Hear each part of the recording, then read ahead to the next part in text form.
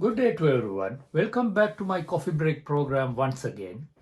Today we are going to discuss about fibromyalgia.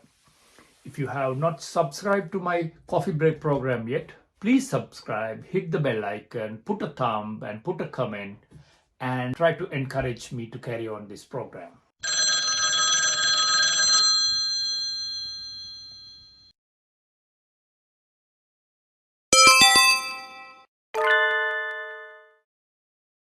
Fibromyalgia is another rheumatological condition in which the etiology is not well explained.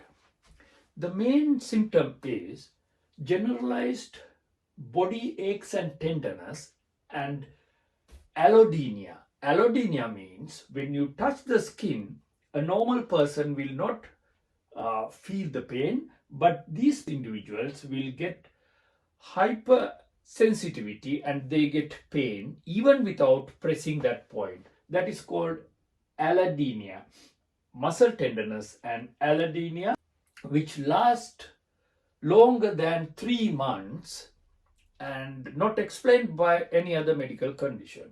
Usually, we identify anteriorly 8 points below the neck over here and in the middle of the chest and the lateral parts of the elbow and inner parts of the knee joints. Anteriorly 8 points, that means 4 pairs. 1, 2, 3, 4 pairs. And posteriorly over the occipital area, mid trapezius area, and scapular area, and the lower back and the buttocks. 10 points and 5 pairs. Altogether, 9 pairs, 18 points. So, if 6 or more pairs of points are affected, or 12 points are affected, that more than 3 months with allodynia and muscle tenderness, we have to suspect fibromyalgia. Female to male ratio is 5 to 1. More females are affected, and when we consider the world population, 3 to 6% of world population could be affected. Mostly the age of onset is between 30s to 60s of years, and no muscle inflammation, so that the muscle enzymes are negative, and no joint swelling even though they feel the joints are swollen. Laboratory tests are mostly negative unless the individual is involved with another condition, and mostly the pathology is in the central nerve system. Therefore, the condition is also known as central sensitization syndrome. What does it mean? Usually, the pain tolerance from individual to individual is different. Some people can tolerate pain more and some people can't tolerate pain so much. This is regulated by most of the chemicals, and the main chemical is endorphin. So this is some sort of a central nerve system uh, sensitization that these patients are suffering from, rather than a musculoskeletal disease.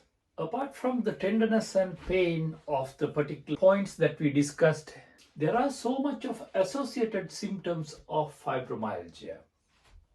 Sleep disturbance. They never feel that they get a good sleep. Even though they sleep, they get up from the sleep, and especially in the early morning, their sleep is not perfect. And even though they slept hours and hours, when they get up, they don't feel that they had a good sleep. And fatigue, they feel tired, fatigue and tiredness. And morning stiffness, they feel the body is stiff in the morning as usual as most of the other rheumatological conditions. And unilateral headache, especially things like migraine, and dizziness, irritable bowel syndrome, postural hypotension. These are mostly due to the autonomic nerves involvement, dry eyes, And Raynaud's phenomena. Usually they develop Raynaud's phenomena. Gastroesophageal reflux disease, they get GERD. And anxiety and depression, it is more common in these patients, and they have a problem with their concentration, we call lack of concentration, and it is particularly known as fibrofog. They can't concentrate properly. So these are associated symptoms apart from the pain of those individual points that we mentioned earlier. Diagnosis of fibromyalgia. It's mainly depending upon the exclusion of other possible conditions and mostly a clinical diagnosis. We discussed about the points where we check the pressure and pain, and apart from that, there is a combination of criteria to diagnose pain areas and associated symptoms according to the latest diagnostic criteria. And treatments are twofold. As usual, pharmacological treatments and non-pharmacological treatments.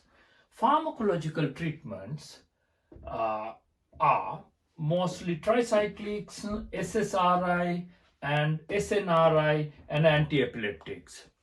But remember, non-steroidal anti-inflammatory drugs and normal analgesia, they do not have a place for fibromyalgia.